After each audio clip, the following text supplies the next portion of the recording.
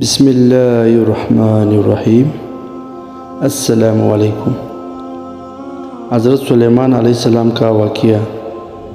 حضرت سلیمان علیہ السلام داؤد علیہ السلام کے بیٹے تھے، جبکہ یہ دونوں پیغمبر حضرت ابراہیم علیہ السلام کی اولاد میں سے ہے۔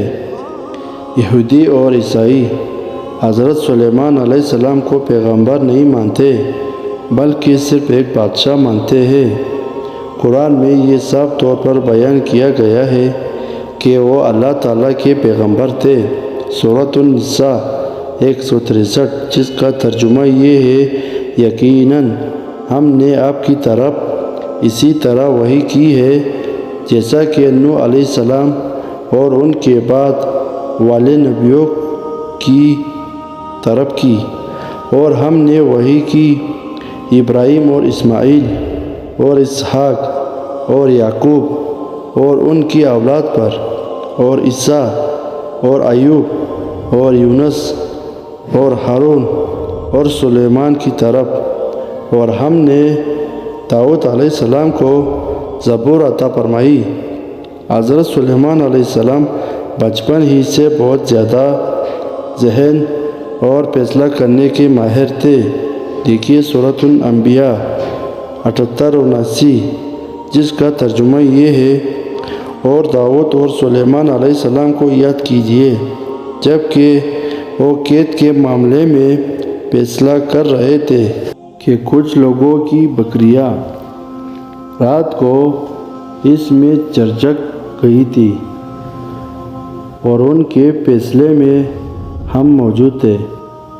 ہم نے اس چیز کی سمجھ حضرت سلیمان علیہ السلام کو دی تھی۔ ان کو ہم نے حکومت اور علم دیا تھا۔ ہم نے داؤد علیہ السلام کو پہاڑوں کو قبضے میں کرنے کی طاقت دی تھی۔ وہ آپ کے ساتھ اللہ تعالیٰ کی تسبیح کرتے تھے۔ اسی طرح پرندے، ہمارے لیے ایسا کرنا کوئی مشکل نہیں ہے۔ حضرت عبداللہ بن عباس رضی اللہ تعالیٰ عنہ کہتے ہیں کہ دو آدمی حضرت داؤد علیہ السلام کے پاس آئے اور اپنا جھگڑا بیان کرنے لگے۔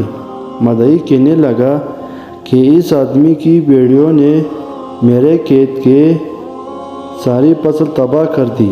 حضرت داؤد علیہ السلام نے کہا کہ اس آدمی کی فصل کی قیمت دوسرے آدمی کے مینڈوں کی قیمت کے برابر ہے، اس لیے مدعی اس آدمی کی ساری مینڈیں لے لے، اس کی فصل تباہ ہونے کا معاوضہ ہوگا۔ اس وقت حضرت سلیمان علیہ السلام 11 سال کے تھے اور اپنے والد کے قریب ہی بیٹھے ہوئے تھے۔ حضرت سلیمان علیہ السلام نے عرض کیا، یہ فیصلہ تو ٹھیک ہے، مگر میرا مشورہ یہ ہے کہ آدمی مینڈیاں اس دوسرے آدمی کو عارضی طور پر دی جائے۔ یہ آدمی ان کے دودھ اور اوون استعمال کرے۔ اس دوران میں دوسرا آدمی اس کے کھیت میں کام کرے، یہاں تک کہ فصل پہلے کی طرح ہو جائے۔ پھر اس وقت کھیت کے مالک کو کھیت دیا جائے اور مینڈیوں کے مالک کو مینڈیاں واپس دی جائے۔ حضرت داؤد علیہ السلام اپنے بیٹے کے اس معتبرانہ فیصلے سے بہت خوش ہوئے۔ امام بغوی کہتے ہیں کہ حضرت داؤد علیہ السلام کی جب موت آئی تو اس وقت سلیمان علیہ السلام کی عمر 13 سال تھی۔ اللہ تعالیٰ نے حضرت داؤد کی سلطنت اور نبوت دونوں حضرت سلیمان کو عطا کر دی۔ پھر حضرت سلیمان علیہ السلام نے 40 سال تک حکومت کی اور اپنے حکومت کے چوتھے سال بیت المقدس تعمیر کرنا شروع کیا۔ اللہ تعالیٰ نے حضرت سلیمان علیہ السلام کو بھی بہت سارے غیر معمولی فضائل سے نوازا، جس میں سے کچھ ہم یہاں بیان کریں گے۔ اپنے والد حضرت داؤد علیہ السلام کی طرح آپ بھی جانوروں، پرندوں کی بولیاں سمجھ لیتے تھے۔ سورۃ النمل 15-16، جس کا ترجمہ یہ ہے، ہم نے یقیناً داؤد علیہ السلام اور سلیمان علیہ السلام کو علم دے رکھا تھا۔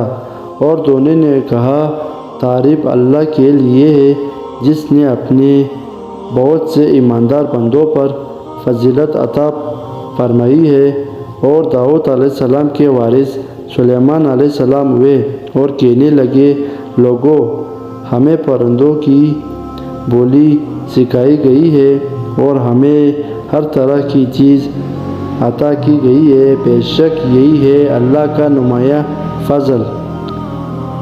ہواؤں کو اللہ تعالیٰ نے حضرت سلیمان علیہ السلام کے تابع کر دیا تھا۔ سورۃ الانبیاء 81 جس کا ترجمہ یہ ہے ہم نے تند و تیز ہوا کو سلیمان علیہ السلام کے تابع کر دیا جو اس کے فرمان کے مطابق اس زمین کی طرف چلتی تھی جہاں ہم نے برکت دے رکھی تھی۔ سورۃ الصاد 36 جس کا ترجمہ یہ ہے ہم نے ہواؤں کو ان کے قبضے میں دیا تھا اور انہی کے حکم سے چلتی تھی بڑی نرمی کے ساتھ، وہ جہاں چاہتے تھے اس کو پہنچا دیتے تھے۔ سورۃ السبا 12 جس کا ترجمہ یہ ہے ہوائیں حضرت سلیمان علیہ السلام کے لیے مسخر تھی۔ ایک مہینے کا سفر صبح کے وقت یا صرف شام کے وقت طے کر لیا کرتے تھے۔ یہاں پر قرآن نے 3 چیزیں بتائی ہے۔ نمبر 1 ہواؤں پر آپ کو مکمل اختیار تھا۔ نمبر 2 بہت تیز ہوائیں بھی آپ کے لیے بہت آرام دہ اور سکون رفتار سے چلتے۔ نمبر 3 آرام دہ رفتار کے باوجود ہواؤں کے ذریعے وہ مہینوں کا سفر ایک دن میں طے کر لیا کرتے تھے، اسی طرح ایک مہینے کا سفر صرف شام میں طے کر لیا کرتے تھے۔ حضرت سلیمان علیہ السلام کو عظیم الشان عمارات اور بڑے بڑے قلعے بنانے کا بہت شوق تھا۔ اللہ تعالیٰ نے ان کے لیے پگھلے ہوئے تانبے کے چشمے نکال کر عمارات بنانے کا عمل آسان کر دیا۔ سورۃ السبا 12 جس کا ترجمہ یہ ہے اور ہم نے حضرت سلیمان علیہ السلام کے لیے ہوا مسخر کر دیا کہ صبح کی منزل اس کے مہینے بھر کی ہوتی تھی اور شام کی منزل بھی، اور ہم نے ان کے لیے تانبے کا چشمہ بہا دیا اور اس کے رب کے حکم سے بعض جنات اس کی ماتحتی میں اس کے سامنے کام کرتے تھے، اور ان میں سے جو بھی ہمارے حکم سے سرتابی کرتا ہم اسے بھڑکتی ہوئی آگ کے عذاب کا مزہ چکھاتے تھے۔ حضرت سلیمان علیہ السلام کی حکومت کی چوتھی خصوصیت یہ تھی کہ اللہ تعالیٰ نے تمام جانوروں، پرندوں اور جنوں کو ان کے قبضے میں رکھا تھا، کیونکہ سلیمان علیہ السلام نے اللہ سے دعا کی تھی کہ انہوں نے ایسی حکومت دی جائے کہ اس کے بعد ایسی حکومت کسی کو نہ ملے۔ سورۃ الصاد 35 جس کا ترجمہ یہ ہے حضرت سلیمان علیہ السلام نے کہا اے میرے رب تو مجھے معاف کر دے اور مجھے ایسی بادشاہت دے جو میرے بعد کسی کو سزاور نہ ہو، بے شک تو ہی عطا کرنے والا ہے۔ اللہ تعالیٰ نے ان کی دعا قبول فرمائی۔ جیسا کہ اوپر مذکور ہے جنات حضرت سلیمان علیہ السلام کے لیے ہر قسم کے کام کر دیا کرتے تھے۔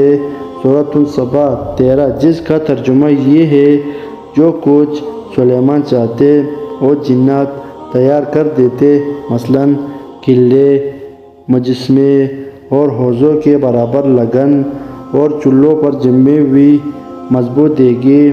اے آل داؤد اس کے شکریہ میں نیک عمل کرو، میرے بندوں میں سے بہت کم لوگ شکر گزار ہوتے ہیں۔ حضرت سلیمان علیہ السلام نے ایک اہم کام جنوں کو سپرد کیا، وہ یہ کہ وہ مسجد اقصی کی تعمیر کرے جو بہت عظیم الشان اور وسیع عمارت ہو۔ یہاں ایک بات قابل ذکر ہے کہ جس طرح حضرت ابراہیم علیہ السلام نے مکہ میں کعبے کی تعمیر نو کی تھی، اسی طرح حضرت سلیمان علیہ السلام نے مسجد اقصی کی تعمیر نو کی تھی۔ ایک مرتبہ حضرت ابو ذر غفاری رضی اللہ تعالیٰ عنہ نے حضرت محمد صلی اللہ علیہ وآلہ وسلم سے پوچھا کہ دنیا میں سب سے پہلے کون سی مسجد بنی؟ آپ صلی اللہ علیہ وسلم نے کہا مسجد حرم۔ حضرت ابو ذر رضی اللہ تعالیٰ عنہ نے پوچھا وہ کون سی مسجد اس کے بعد تعمیر ہوئی؟ آپ صلی اللہ علیہ وسلم نے کہا مسجد اقصی۔ ابو ذر غفاری رضی اللہ تعالیٰ عنہ نے پوچھا دونوں کے درمیان کتنے وقت کا فاصلہ ہے؟ آپ صلی اللہ علیہ وسلم نے کہا 40 سال۔ ایک مرتبہ حضرت سلیمان علیہ السلام کے سامنے ان کے تمام لشکر جو جنات، انسان اور پرندوں پر مشتمل تھے جمع کیے گئے۔ ہر قسم کے الگ الگ درجہ بندی کر دی گئی۔ جب وہ چونٹیوں کے میدان میں پہنچے تو ایک چونٹی نے کہا اے چونٹیوں اپنے اپنے گھر میں گھس جاؤ، ایسا نہ ہو پنجری میں سلیمان علیہ السلام اور اس کے لشکر تمہیں رونڈ ڈالے۔ اس کی اس بات سے حضرت سلیمان علیہ السلام مسکرا کر ہنس دیے اور دعا کرنے لگے کہ اے پروردگار تو مجھے توفیق دے کہ میں تیری ان نعمتوں کا شکر بجا لاؤں جو تو نے مجھ پر انعام کی ہے، اور میرے ماں باپ اور میں ایسے اعمال کرتا رہوں جن سے تو خوش رہے۔ مجھے اپنی رحمت سے نیک بندوں میں شامل کر لے۔ ان آیات میں اللہ تعالیٰ نے حضرت سلیمان علیہ السلام کے معجزوں کو بیان کیا ہے کہ سوچنے کی وہ ایک انتہائی چھوٹی مخلوق چونٹی کی آواز کو بھی بہت دور سے سن اور سمجھ سکتے تھے۔